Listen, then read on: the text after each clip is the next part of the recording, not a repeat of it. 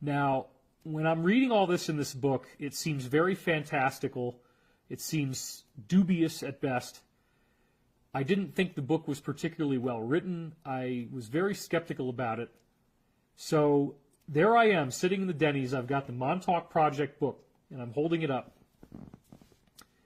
And this guy walks by, and he literally looks like he's going to ride a Harley Davidson, okay? Not at all somebody you'd think would have been in the military. He's got the big salt and pepper beard. He's got the hair. He's got the denim jacket. And he's got the denim pants. And he's got cowboy boots. And he's a big, heavy guy. And so it's a little intimidating just to have this kind of a Harley rider walk up to you at all in a restaurant. It's nighttime. I'm by myself. And what's going on? So what do you think of that Montauk stuff? And I said, oh, man, this book is bullshit. And he said, well, I used to work for Preston Nichols. Preston Nichols is the author of the book, the guy that ran the Montauk Project. And I actually, despite the fact that he was a Harley rider, or looked like he was, he had some metal studs on his clothing and things like this, I just kind of heckled him. And I said, oh, come on, man. You can't expect me to believe that you worked for Preston Nichols and you were involved in all the stuff that was in this book. He said, well, if you want to listen to me, I will tell you what I know, and you decide if it's true. So I said, okay, well, sit down. Let's talk about this. So I ended up being in that restaurant for hours, and I had taken placemats from the other tables and flipped them over because there's white on the back, and I'm writing all this stuff down, and he's drawing pictures. It was amazing, and I proceeded to end up having years of contact with this guy, and he wanted to go by the name Daniel, and he told me an incredible amount of stuff. He was a genius kid who, in the 1970s, had built a computer with an operating system which was not at all normal, and because of that, in being in a science fair, they have these government people who go to recruit, right? So they find this kid at the science fair, and they say, well, how would you like to have a job for the government? How would you like to work in some very, very interesting stuff that nobody else gets to know about? That's how he got brought in. So what he told me was that the company he worked for was called Brookhaven National Labs, and that this defense contractor actually owned this supposedly derelict military base at Montauk Point, Long Island. He claims that he was involved in engineering the time portal technology that was being used with this seat. And specifically, there were all these various wavelengths that came out of the chair. And he said that the wavelengths would represent the consciousness of the person inside the chair. What they were trying to get him to do for his job was to look at these wavelengths and figure out how to build a digital or analog computer that could generate those waves, because they wanted to be able to run this without a human being. They couldn't get the time portal technology to work unless somebody who was a trained person was in the chair.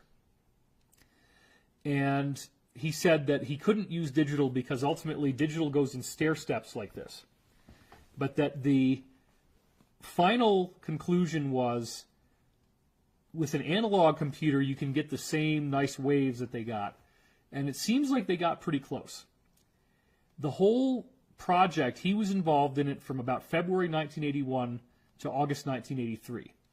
And so in the Montauk story, what we hear about is that this strange monstrosity was generated and it trashes the base. He didn't go to work that day. And so then they called him and told him, don't come back. The job has been canceled. So he was very, very fortunate not to be there on the day that everything got destroyed, and that they didn't mind wipe him either. So he was left with his memories. And he had stayed in contact with a group of insiders that he had met on the job. And I got a lot of information from him, not only from his own personal experience, but from the other insiders that he knew. So at this time, all the way back in the main period where I got the information from him was 2003 through 2005. He told me that what we see in the Stargate SG-1 television series and the movie is totally accurate, that was based on truth. So apparently, our government had located in Egypt some kind of ring-shaped object buried in the sand that actually will allow people to go through it and travel from planet to planet. And he talked to me about how every planet has its own Stargate address.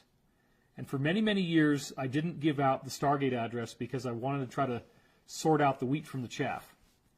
But what he told me was that it was a long number, and each one of the numbers has to do with a division of some part of our universe. So the first three numbers are 7, 5, and 3 of our address. Then the next numbers are 84, 70, 24. And that's now you're getting into quadrants that are divided up into units of 100. So we're 84, 70, 24. Then the final digit is 606. And so Earth is 606, Mars is 605, and literally if you go up to this gate, you can dial in any numerical code you want and it will take you to that planet. And what he explained was he had been told that elder extraterrestrials, very ancient ETs, had designed this and upheld it. And when a planet no longer had human life on it, they would recycle the number and use it for another planet. Another interesting thing that he told me was that there is a planet at the gate address of 001. And he said that that planet was orbiting a pulsar, a very strange type of star that pulsates. And as a result, they were able to live there a really long time. And he said those people were called the Aesir, A-E-S-I-R, or Asgard. And that those are the people who were visiting the Vikings and gave rise to the whole legend of Valhalla, that kind of stuff, that Valhalla was actually going through the Stargate and going back to their planet with the gate address of 001. So bear in mind that between 2003 and 2005, I had extensive contact with this man, and I became utterly convinced that there are traversable wormholes, that we can travel faster than light, that we do have interactions with various extraterrestrial species. He did talk about that there were certain extraterrestrial groups that showed up on the base. Later on, he went through hypnotic regression with Dr. Leo Sprinkle, and under hypnosis, he started to remember a lot more, and that included that he was working with reptilian beings, and that they were actually teaching them at that base how to get the chair working, how to get the right power supply, training the psychics on how to tune properly for the chair. It was a very intense, complicated story, and you have to understand that for this roughly 2.5-year period, I was constantly trying to get him caught in something. I was constantly cross-examining. I would ask funny questions. I would try to see if he could contradict himself. And no matter how much I tried, his testimony was remarkably consistent. It just stayed the same.